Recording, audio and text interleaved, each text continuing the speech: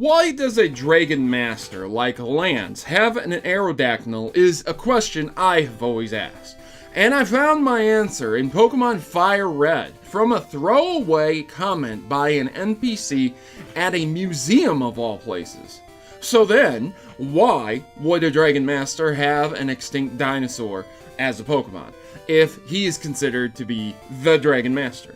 Stay tuned to find out in today's Pokemon Theory. Let me explain if you've never played Gen 1 or you've not had the pleasure of battling against Lance, the Dragon Master of the Elite Four. Lance is just as his name suggests, a Dragon Trainer, but because there were so few Dragons in Generation 1 and Generation 2, there are very few Dragon types to be had. So, how can you have a Dragon Master if you don't have a variety of Dragon types? Well, Lance ended up having a bunch of Dragonairs and Dragonites. However, Lance also had a Charizard and a Gyarados. So Charizard looks like Fire Dragon, and later in the series, Mega evolves into a Dragon Fire type.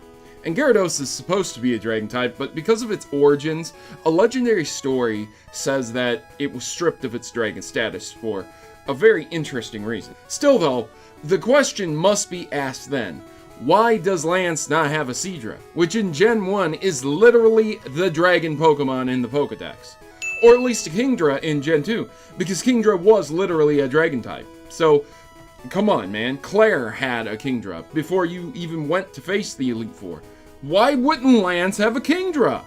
Well, okay, now you understand why it's so silly for Lance to have an Aerodactyl, but not a Kingdra, or at least a Seadra. And perhaps you will understand why he has a prehistoric Pokemon after I inform you.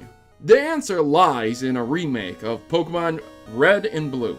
Within Fire Red and Leaf Green, if you head to Pewter City, the museum that is there has fossil Pokemon on display, like Aerodactyl. But one minor, overlooked detail explains why Lance has Aerodactyl.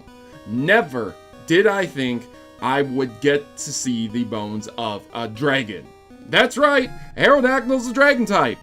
You might be a bit skeptical. You might even write it off thinking, oh, it's just some random old man NPC, what's he know?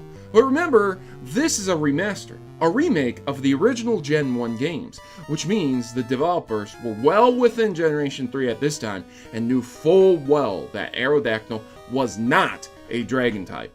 Fire Red and Leaf Green is a game that takes liberties with the changes as well. There are minor changes within the core game itself, and the entire endgame chapter is added.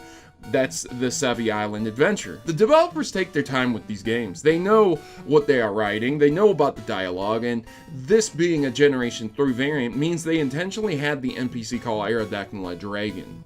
Now this leads me to conclude this theory with another theory. Not only does this prove that Lance had an Aerodactyl because it originally was a dragon, but it also proves that the resurrection process of reviving these fossil Pokemon makes them a rock type, and that they did indeed originally have a different type.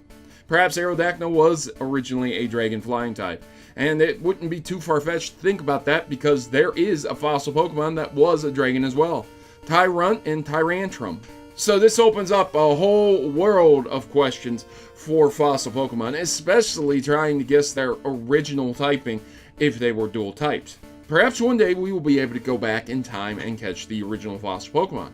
But until then, rest assured, Lance does indeed have an Aerodactyl because it was originally a dragon. Now, if only he could have had an actual dragon Pokemon. By the way, in Pokemon Stadium 2, he has a Steelix as well, so maybe he just has a fetish for snakes?